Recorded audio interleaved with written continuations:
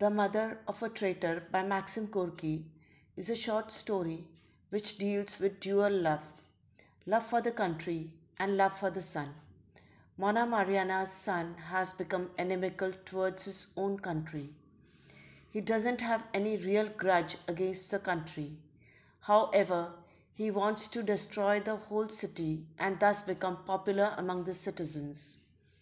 He wants that each and every citizen and each and every object of the country should know his name and be scared of him. He is now the head of the troops who have surrounded the city from all sides and are ready to set fire to it. One can talk endlessly about mothers. For several weeks, enemy hosts had surrounded the city in a tight ring of steel. By night, fires were lit, and the flames peered through the inky blackness at the walls of the city like a mirror of red eyes. They blazed malevolently, and their menacing glare evoked gloomy thoughts within the beleaguered city. It is wartime, and the city has become a military Kent. The enemy can attack any time, as the city is surrounded by enemies. From the walls, they saw the enemy noose draw tighter, saw the dark shadows hovering about the fires, and heard the neighing of well fed horses, the clanging of weapons, the loud laughter and singing of men confident of victory.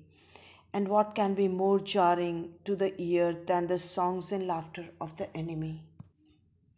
The mood of war, the energy of the enemy outside the city walls, the preparation for war in full swing, creates a tense atmosphere in the walled city. The enemy has thrown corpses into the streams that fed water to the city. He had burned down the vineyards around the walls, trampled the fields, cut down the orchards. The city was now exposed on all sides, and nearly every day the cannon and muskets of the enemy showered it with lead and iron. There is restlessness everywhere in the city. No one is happy. All the people are crying bitterly out of pain. The enemies are giving utmost tortures to the citizens. They have been deprived of all kinds of facilities. Enemies have drowned dead bodies into all the streams that supply water to the city. All the citizens have lost hope. Detachments of war weary, half starved soldiers trooped sullenly through the narrow streets of the city. From the windows of houses issued the groans of the wounded, the cries of the delirious, the prayers of women, and the wailing of children. People spoke in whispers, breaking off in the middle of a sentence, tensely alert. Was that not the enemy assaulting the vales? There is hue and cry everywhere. People are scared to death. Worst of all were the nights. In the nocturnal stillness, the groans and cries were more distinctly audible. Black shadows crept stealthily from the gorges of the distant mountains towards the half demolished walls, hiding the enemy camp from view.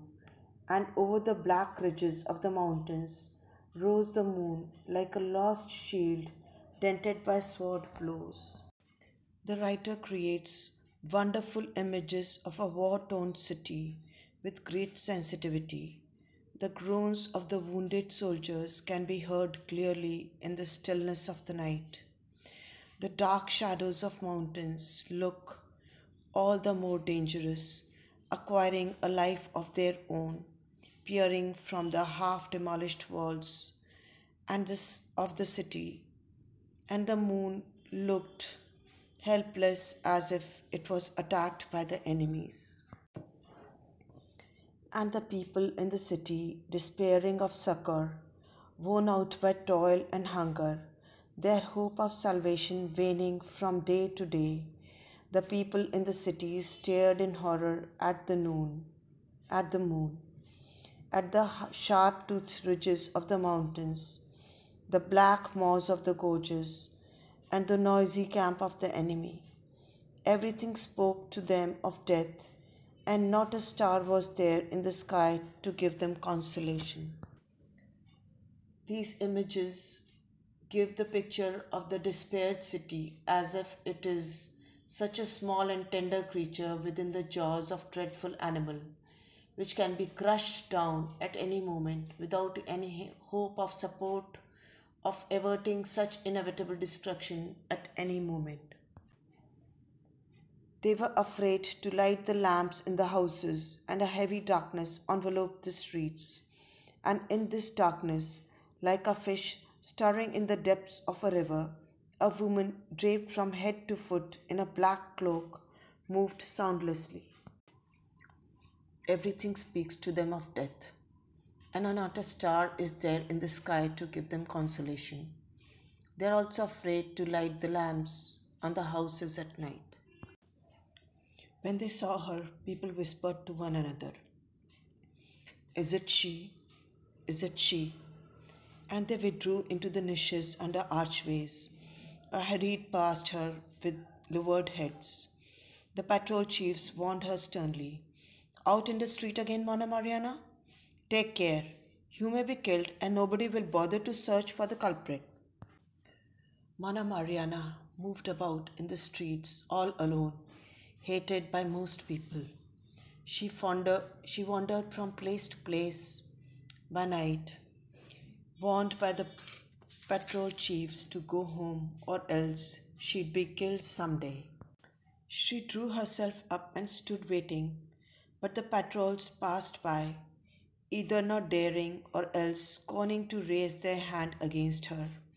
The armed men avoided her like a corpse, and left alone in the darkness, she continued her solitary wanderings from street to street, soundless and black like the incarnation of the city's misfortune, while all about her, as though pursuing her, melancholy sounds issued from the night, the groans, cries, prayers, and the sullen murmur of soldiers who had lost all hope of victory. Mariana is troubled by the wails and groans, and every night moves about the streets. She is torn between the love of her son and the love of her country.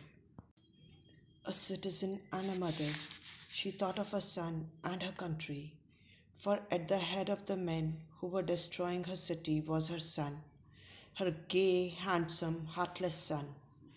Not so long ago she had looked upon him with pride, regarding him as a precious gift to her country, a beneficent force she had brought forth to aid the people of the city where she herself had been born, where her son had been born and reared.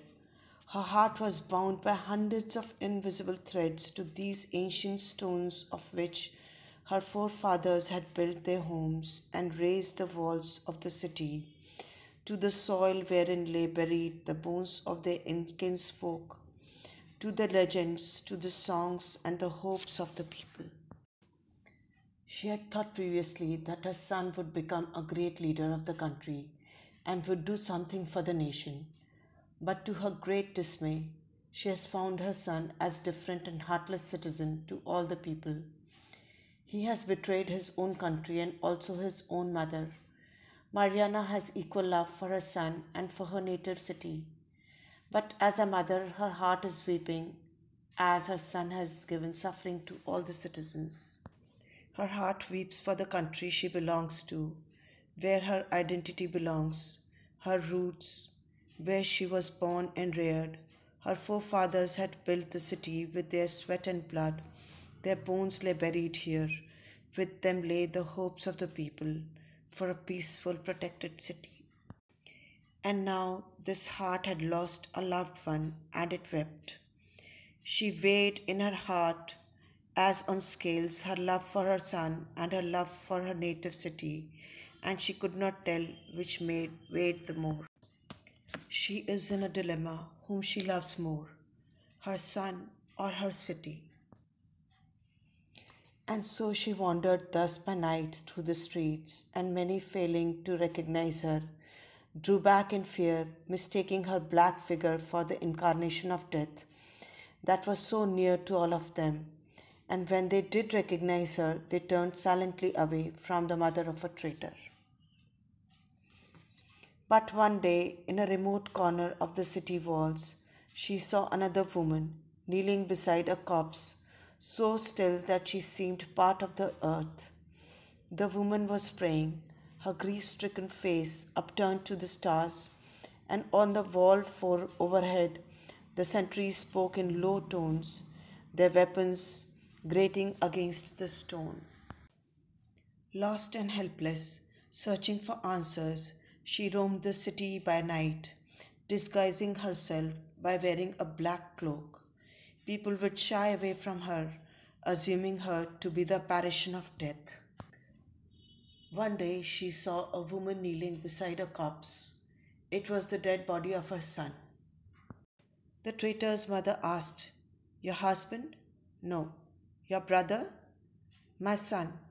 My husband was killed 13 days ago.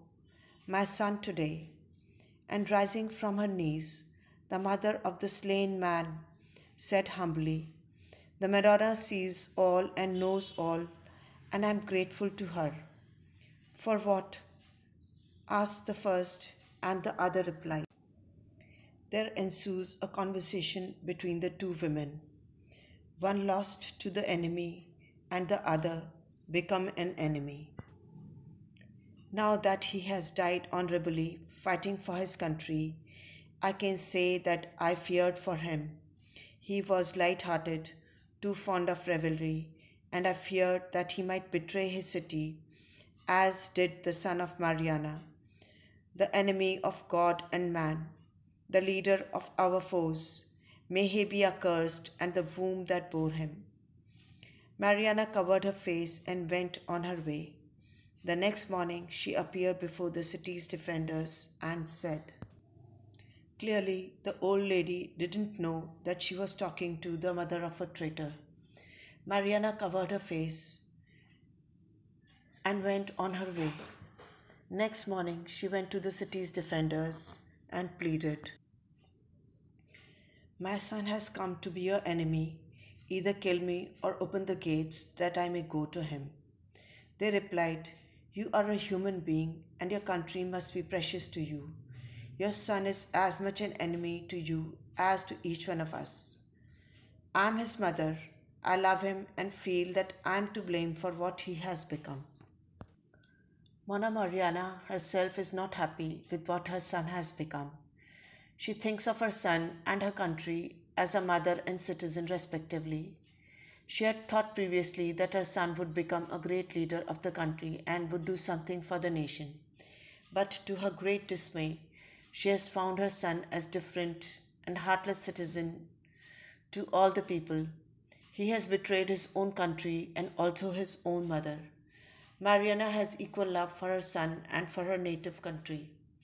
But as a mother, her heart is weeping, and as son has given her suffering to all the citizens.